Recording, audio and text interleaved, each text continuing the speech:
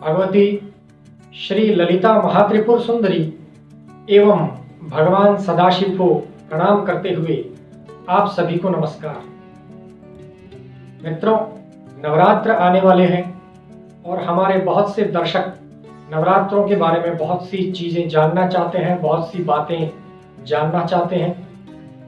नवरात्रों के संबंध में आज हम अपने ज्ञान एवं सामर्थ्य के अनुसार कुछ बताने जा रहे हैं।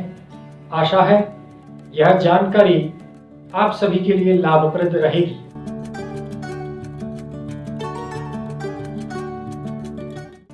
प्रथमं शैलपुत्री च, द्वितीयं ब्रह्मचारिणी, तृतीयं चंद्रघंटेति, कूष्मांडेति चतुर्थकं, पंचमं स्कंदमातेति, षष्ठं कात्यायनीति च, सप्तमं कालरात्रीति, महागौरीति चाष्टमं, नवमं सिद्धिदात्री च, नवदुर्गा प्रकीर्तितः। मित्रों, इस प्रकार से माता भगवती के ये 9 रूप बताए गए हैं। माता भगवती के इन 9 रूपों के द्वारा हमें अपने जीवन में विभिन्न परिस्थितियों को समझने का अवसर मिलता है। शैलपुत्री के रूप में माता भगवती पारिवारिक जिम्मेदारियों, पति के प्रति निष्ठा तथा पुत्र इत्यादि के प्रति हमारे प्रेम को सिखाती है। साथ ही ब्रह्मचारिणी के रूप में तप के बारे में संदेश देती है। इसी प्रकार से सभी रूप जीवन से संबंधित कुछ न कुछ संदेश हमें अवश्य देते हैं। वे माता भगवती शक्ति, सौम्यता तथा वात्सल्य की मूर्ति है। यह समस्त संसार उन्हीं की प्रतिमूर्ति है, उन्हीं की कृपा से विद्यमान है। नवरात्र में माता भगवती की कृपा प्राप्ति के लिए विशेष रूप से आराधना की जानी चाहिए। इस आराधना के प्रारंभ में इसका एक महत्वपूर्ण अंग है, वह है घट स्थापना। नवरात्र के प्रारंभ में घट स्थापना अथवा कलश स्थापना करनी चाहिए। इस बार शारदीय नवरात्र आश्विन मास के शुक्ल पक्ष की प्रतिपदा से प्रारंभ होकर अर्थात 17 अक्टूबर 2020 से प्रारंभ होकर 25 अक्टूबर 2020 तक रहेंगे। आप सभी लोग अपने अपने मन की इच्छाओं की पूर्ति के लिए, अपनी मनोकामनाओं की पूर्ति के लिए माता भगवती की आराधना करते हैं, विशेष अनुष्ठान करते हैं। आप लोगों की मनोकामनाओं को ध्यान में रखते हुए ज्योतिष विज्ञान के आधार पर हम कुछ विशेष मुहूर्त निश्चित कर आपके लिए लाए हैं। इन विशेष मुहूर्तों में घट स्थापना करना अथवा नवरात्र की इस पूजा का आरंभ करना आपकी मनोकामनाओं को पूर्ण करने में लाभदायक रहेगा। आप अपनी मनोकामना के अनुसार निश्चित किए गए इस मुहूर्त में घट स्थापना करें, नवरात्र का आरंभ करें, उपासना का प्रारंभ करें और हमें आशा है कि इससे निश्चित रूप से आपकी मनोकामनाएं श्री मां भगवती की कृपा से परिपूर्ण होंगी। इस बार नवरात्र के प्रथम दिन पहले नवरात्र को अर्थात 17 अक्टूबर को चित्रा नक्षत्र रहेगा। हमारे शास्त्रों में कहा गया है, चित्रायाम चंडीम न पूजयेत, अर्थात चित्रा नक्षत्र में चंडी की पूजा न करें, मां भगवती जगदम्बा की पूजा प्रारंभ नहीं करनी चाहिए। लेकिन नवरात्रों के प्रारंभ में चित्रा नक्षत्र है और नवरात्र प्रारंभ भी उसी दिन होने हैं, पूजा भी उसी दिन प्रारंभ होनी है, तो इसका क्या समाधान किया जाए? इस संबंध में हमारे शास्त्रों ने ही इसका परिहार बताया है, इसका उपाय बताया है। आद्य पादौ परित्यज्य प्रारभेन नवरात्रकम, अर्थात चित्रा नक्षत्र के प्रारंभ के 2 चरण छोड़कर बाद वाले 2 चरणों में नवरात्र का आरंभ करना चाहिए, मंत्र अनुष्ठान प्रारंभ करना चाहिए। अतः चित्रा नक्षत्र के प्रारंभ के 2 चरण 17 अक्टूबर को सूर्योदय से पहले ही समाप्त हो चुके होंगे। इसलिए सूर्योदय के बाद हम शुभ मुहूर्तों में नवरात्र का प्रारंभ कर सकते हैं। यदि आप अपने वैवाहिक जीवन को अच्छा बनाने के लिए, पति की प्राप्ति के लिए या पत्नी की प्राप्ति के लिए कोई विशेष अनुष्ठान करने जा रहे हैं, तो आपके लिए एक बहुत शुभ मुहूर्त है। उस शुभ मुहूर्त में आपको नवरात्र का अनुष्ठान शुरू करना चाहिए। इसके लिए आपको 17 अक्टूबर को प्रातः 7:50 से 9:20 के समय के बीच नवरात्र के इस अनुष्ठान का प्रारंभ करना चाहिए। यदि आप लक्ष्मी की प्राप्ति के लिए, संतान की प्राप्ति के लिए या व्यापार में वृद्धि के लिए माता भगवती की उपासना करना चाहते हैं, तो आप इस दिन दोपहर 12:15 से 1:30 के बीच नवरात्र पूजा प्रारंभ करें। यदि आप आरोग्य प्राप्ति के लिए एवं रोगों को दूर करने के लिए माता भगवती की उपासना करना चाहते हैं, तो आप दोपहर 1:30 से लेकर शाम को 4:15 के बीच नवरात्र अनुष्ठान को शुरू कर सकते हैं। इसके अलावा सभी लोग सर्व मंगल प्राप्ति, सर्व सौभाग्य प्राप्ति तथा भगवती की कृपा प्राप्ति के लिए सर्वश्रेष्ठ अभिजित मुहूर्त में कलश स्थापन एवं नवरात्र की पूजा का प्रारंभ कर सकते हैं।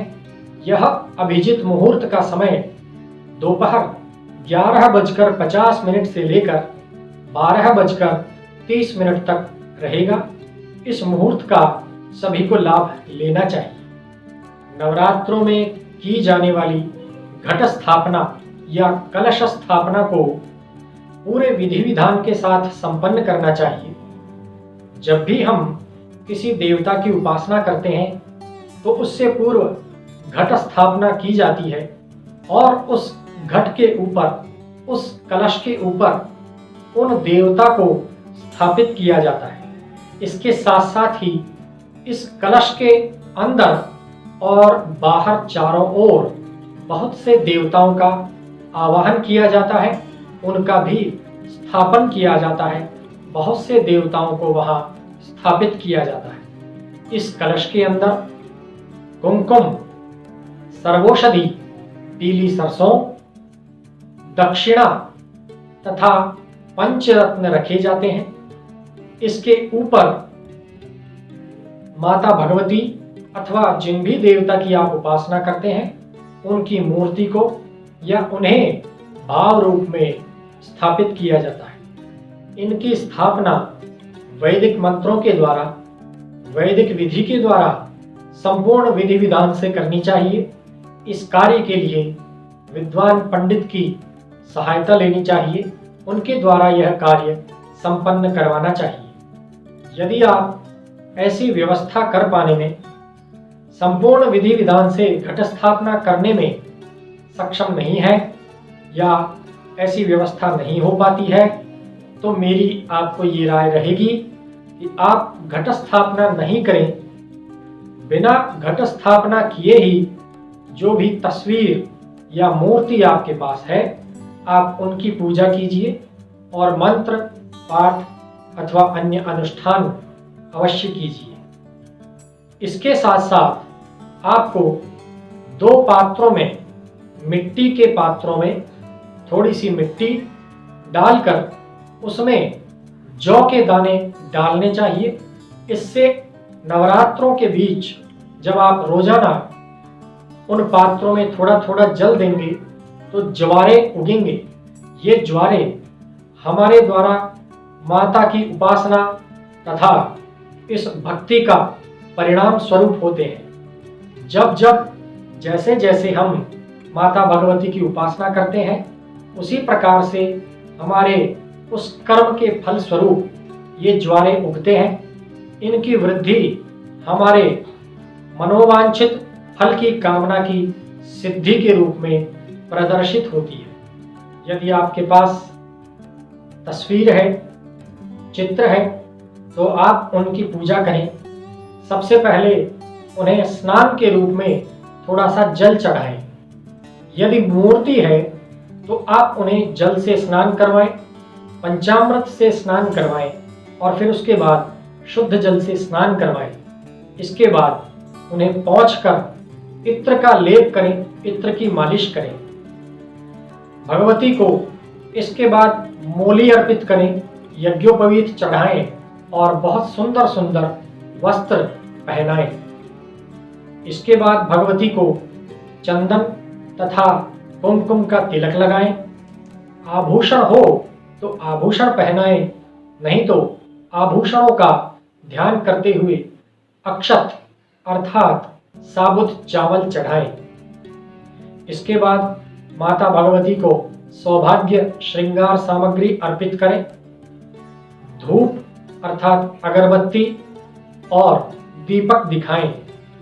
हाथ धोने के बाद विविध मिष्टान्नों का भोग लगाएं।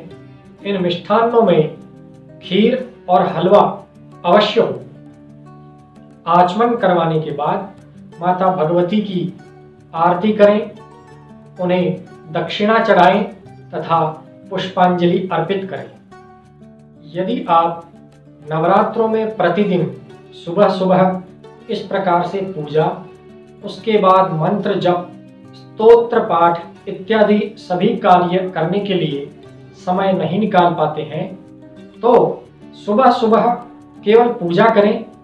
उसके बाद दिन में या रात्रि में जब भी समय मिले तब मंत्र जप एवं अन्य स्तोत्र इत्यादि का पाठ करें। इस प्रकार शास्त्रोक्त विधि से पूजा करने पर माता भगवती की कृपा प्राप्त होती है। मार्कंडेय पुराण के अनुसार जब माता भगवती प्रसन्न होती हैं तो वे अपने भक्तों के, अपने बच्चों के सभी प्रकार के रोग, बाधाएं तथा शत्रुओं को नष्ट करती है, उन्हें दूर कर देती है और सर्व मंगल, सर्व सौभाग्य तथा सभी प्रकार के सुख प्रदान करती है। कहा भी गया है, रोगान शेषान अपहंसि तुष्टा, रुष्टा तु कामान सकलान अभीष्टान, त्वामाश्रितानां न विपन्नराणां त्वामाश्रितायाश्रयतां प्रयान्ति। अर्थात भगवती के आश्रय में जाने वाले, भगवती के शरण में जाने वाले लोगों को अन्य किसी भी प्रकार की शरण की, अन्य किसी भी प्रकार की सहायता की आवश्यकता नहीं होती है। माता भगवती की कृपा से उनके सभी दुख दूर होते हैं तथा सभी मनोकामनाएं पूर्ण होती है।